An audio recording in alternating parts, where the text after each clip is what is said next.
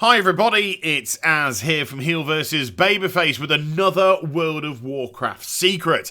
And today it takes us to the dungeon of Well of Eternity, which is a Cataclysm dungeon that's set in the Caverns of Time. And the reason why I wanted to bring you here is there are some absolutely amazing things to see in this place, because this dungeon is very unique indeed. So what sets apart Well of Eternity from all the other World of Warcraft dungeons? Well, this is set prior to the Sundering. As in, this takes place before any of the continents of Azeroth have been created. It's actually the destruction of the Well of Eternity, creating the Maelstrom, which rips the landmasses apart, and that's where we get things like Kalimdor, the Eastern Kingdoms, Northrend, Pandaria, etc., etc. It was this event. And as we just head over towards the second boss, which is Ashara, we notice that there are some amazing things. Look at this. The city is absolutely burning as the Legion are flooding out through portals, attacking Azeroth, and everything is going completely cock-a-hoo. This, of course, was their first major invasion by the Burning Legion. Now, not only that, if I head towards Ashara, who was one of the bosses in this dungeon, a lot of people actually forget that. We didn't get, of course, to attack her, and of course she's still alive now. She exists as a Naga. We're probably going to see her in the next expansion. I'd be very surprised if the next expansion wasn't a South Seas expansion, followed by possibly the Old Gods expansion. But we come here, we fight some of her soldiers, her minions. She herself remains protected from the fight.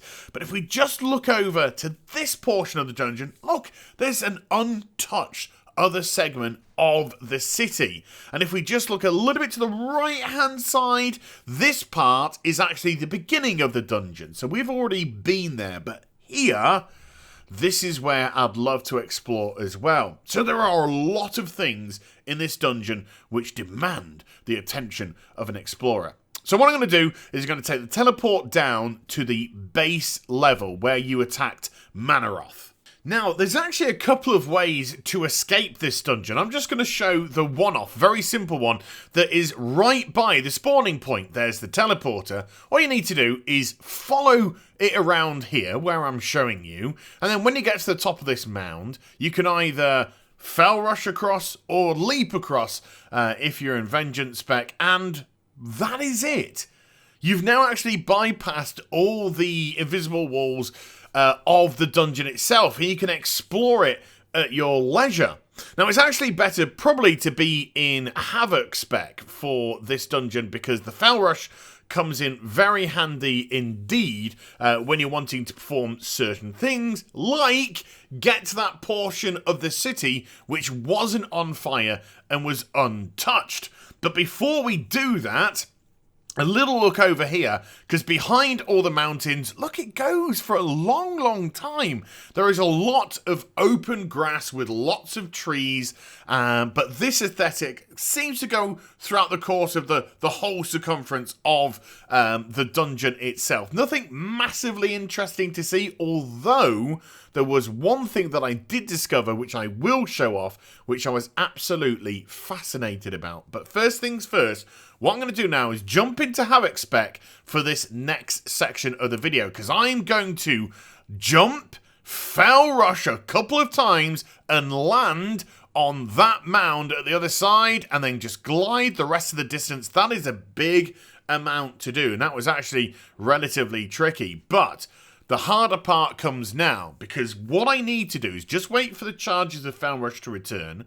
Then I'm going to dash in this direction, then immediately turn myself, and then dash in the other direction to get to where I want to be. And you can fail a couple of times, don't worry, it's easy to get back up. There we go! 1, 2, and we can get up here. So again, you're just waiting for your Fel Rush charges to return, and then you'll be able to zap yourself up to the top there. You'll be able to just do a couple of double jumps to get yourself a little bit higher, but your Fel Rush will have enough momentum to drive your character right to the top. So a little double jump then, and then another double jump, and then let's do a Fel Rush. Whoosh! There we go. And we are at the top, and we are actually now in the untouched portion of the dungeon. I was so happy when I got here because I was absolutely fascinated to see what I would actually discover.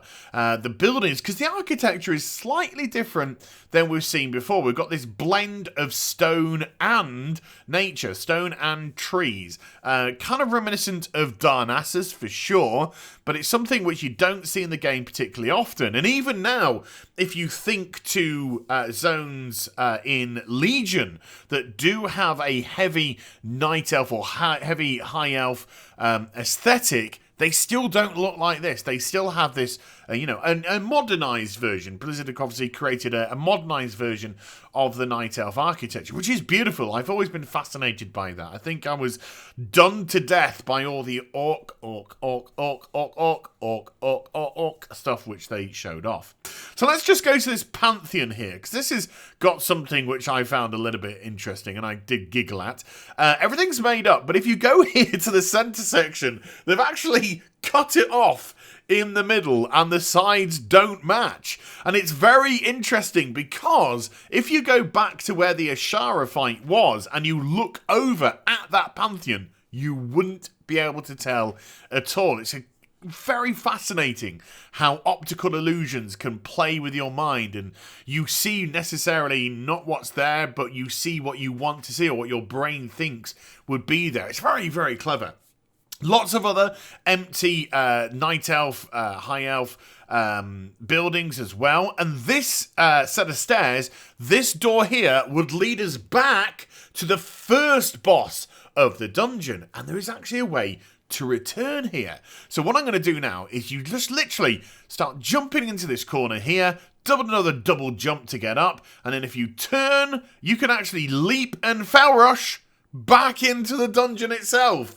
So yes, there we go, back where the first boss fight is, and of course the door just behind us is the door that we saw. So, let me get right back to the bottom again, and then I'll Fel Rush back up that side that we saw, and we'll have a look at the other section of the dungeon. So, just like Vengeance, all you need to do is run up to the top of that mound, double jump, and then Fel Rush across.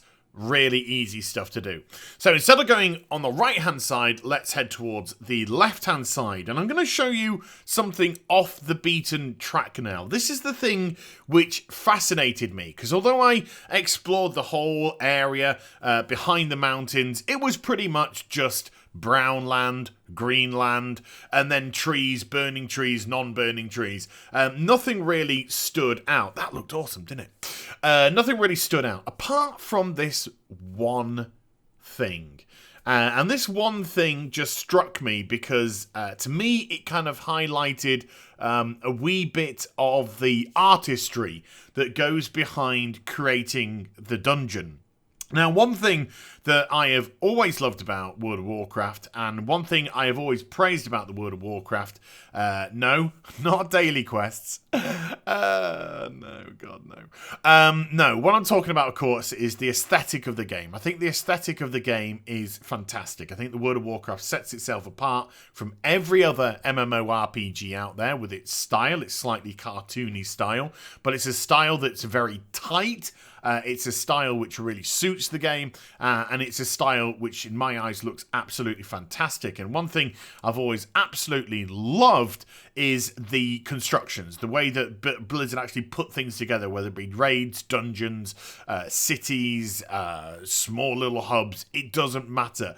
The art department, the environmental department, the character department just create the most epic of things. So this, to me, really spoke. And if you follow where I've been going on the video, and then you get to this tree, you can just see behind this tree there is a big black circle. Now, initially, I just thought, that must have been where a burnt out tree should have been, and kind of dismissed it. But then, if you just look next to it, you see another large circle, slightly more charcoaled and not dark. And then if you come just to the side of that, you see all these smaller circles with different types of ground features on them. And to me, I was just like, oh my god, it's like an artist's palette. This is what it literally feels like. They have the various different floors, and then they can see, oh, does this part of the dungeon need to be slightly more distressed? Does it need X floor or does it need Y floor? And I just thought that was a little beautiful nuance to the artistry that goes behind the dungeons in this game. But enough of all this squishy mulch. Now, getting back to where we were before is very simple. Just go to the hillside that you actually moved down, and then just go back up it. You will get to a point, however, where your mount can't go any further. What you need to do then is just do a double jump and a fell rush. You do 2 if you really want to, and it will get you back to the top of the hillside.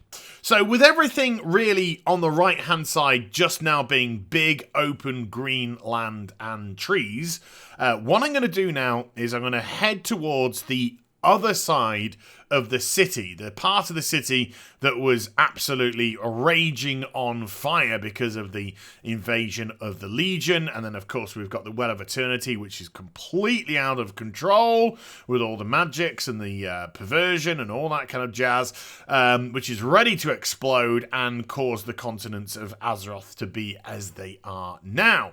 Now, you can either follow the hillside or just jump down to the bottom. It doesn't really matter.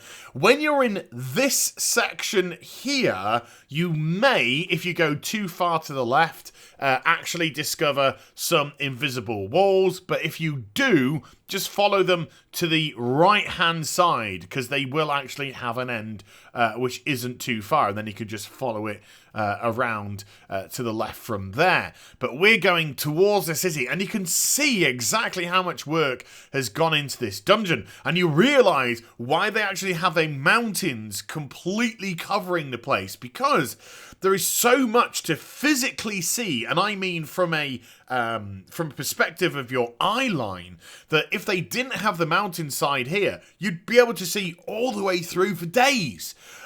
So it was really, really necessary that they put the hillsides up. Otherwise, this would have been the biggest dungeon and probably the biggest amount of effort to create a dungeon there would have been in WoW.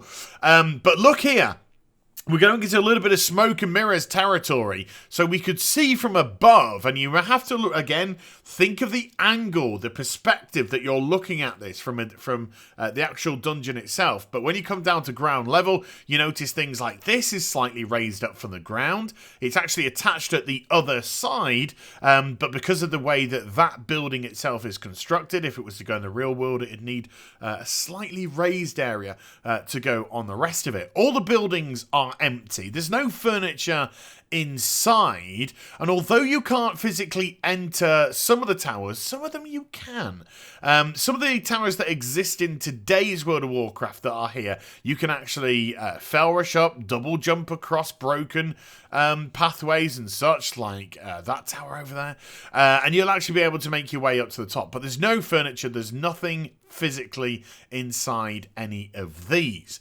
Now, once again, we seem to get to a point where we might be stuck, but no, you can just meander on up using your character, and then if it gets a little too much, you can double jump and do a couple of fell rushes, and voila, you've now got yourself to the next level of the dungeon 2, and this is where things are absolutely raging on fire. Don't worry about those huge infernals or those abyssals, which are actually destroying everything. They can't interact in combat with you. They're just there. And then look at this. Look at this. This is actually a piece of vanilla architecture here in Cataclysm. Yes, this is one of the statues that you could find in Ashara, the zone of Ashara. And yeah, that just was a real kind of callback to the Zone of Ashara, and it's a real callback to vanilla, and I love that. I really enjoyed seeing that, and of course you still see it distressed as it is in the game, broken and whatnot. So let's follow the winding pathway. Remember the winding pathway at the beginning of the video that I mentioned? Yes, there was a reason if people were paying attention. This is the winding pathway, and we're making our way to the top. We've got some staircases here, more buildings on the left and the right hand side. If I just creep on over to the edge, you can see what I mean, where I just say it's like huge, vast open areas, but really it's just brown and green, and then trees on fire and trees not on fire. A few buildings down there, of course, because this is the part of the city which is burning. And then if we go up the stairs, we come to another section, again, more distress, more destroyed buildings, but the fire's beginning to dissipate now because we're actually coming to the portion of the dungeon which we've done to start with. This door here would actually lead into the first area of the game where we're shutting down the demon portals before we get to the first boss. So it's amazing how everything just links together. And another little look. There we go. But I wouldn't be worth my salt as an explorer if I didn't try and get into the Well of Eternity itself. And this is how you do it.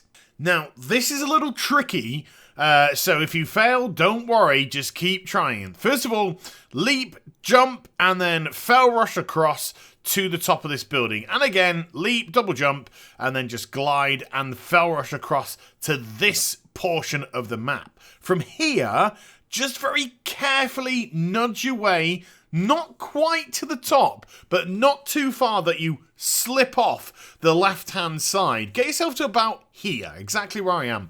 And then just double jump so you can test that you can get all the way up without hitting the lip of anything. And then you need to jump, double jump, and then glide, hit a foul rush, turn to the right, hit a foul rush, glide down onto this portion here. Like I said, can be a little bit tricky, so do persist if you fall off. And then this section, of course, is leading up to the Ashara fight, where one of the first portals is that we can take to scooch around the dungeon.